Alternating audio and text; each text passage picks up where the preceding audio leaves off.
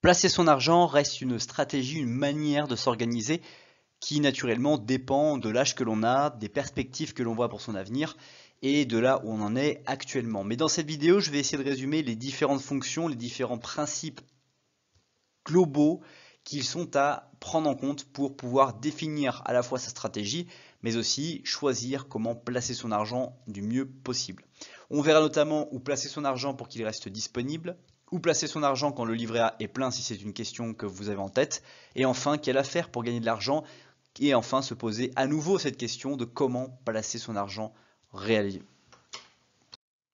Donc d'abord, où placer son argent pour qu'il reste disponible? C'est une question qui est très importante. Vous devez avoir une épargne de précaution, car si vous n'avez pas aujourd'hui, c'est vraiment le premier pilier que vous devez mettre en place dans votre vie, à savoir d'avoir une somme d'argent qui est disponible quasi immédiatement. Donc d'abord, placer son épargne en mai 2022, c'est le livret A. Le livret A, c'est vraiment pas forcément très bien rémunéré par rapport au coût de l'inflation, mais vous pourrez avoir instantanément cet argent-là et c'est mieux que de l'avoir sur le compte courant. Ensuite, vous avez le livret d'épargne populaire qui va atteindre 2,1%, le plan épargne retraite et enfin la bourse qui sont 3-4 placements, on va dire, qui sont vraiment très intéressants sur la capacité de disponibilité et de progression de votre argent.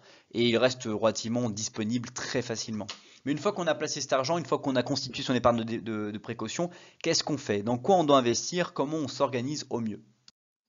Donc d'abord, quand on a son argent sur le livret A qui est plein, on a 5 solutions envisagées. D'abord le LDDS qu'on a vu précédemment, c'est le complément du livret A.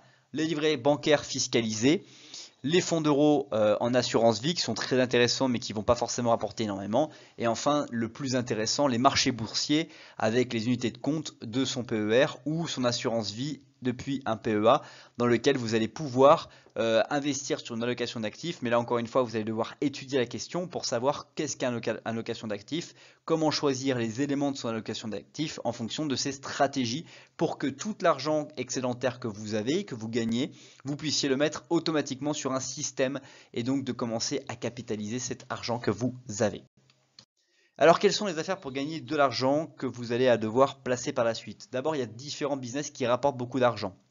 La création d'une entreprise, quelle que soit l'entreprise que vous allez créer, vous allez pouvoir économiser et gagner beaucoup d'argent si vous arrivez à vendre suffisamment pour couvrir les frais fixes et puis les frais variables qui sont liés à votre activité. Ensuite, il y a investir en bourse, mais pour cela, il faut de l'argent, il faut en gagner et plus vous allez en gagner, mieux vous allez pouvoir investir en bourse. Investir en immobilier locatif, là vous allez pouvoir, avec des revenus habituaux que vous avez, vous endetter jusqu'à hauteur de 33% et pouvoir acquérir des biens immobiliers qui vont se rembourser par les loyers du locataire. Faire des placements, évidemment, ça reste une globalité, mais en faisant des placements, vous allez chercher une rentabilité. Quand vous allez avoir une certaine expérience dans votre vie sur un placement qui rapporte, plus vous pourrez choisir, définir et mettre en place des stratégies d'investissement.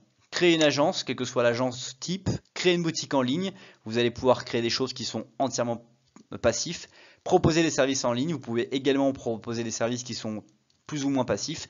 Et enfin, devenir formateur en ligne de façon passive ou de façon active pour permettre à des gens d'acquérir des compétences sur des domaines clés que vous avez en expertise.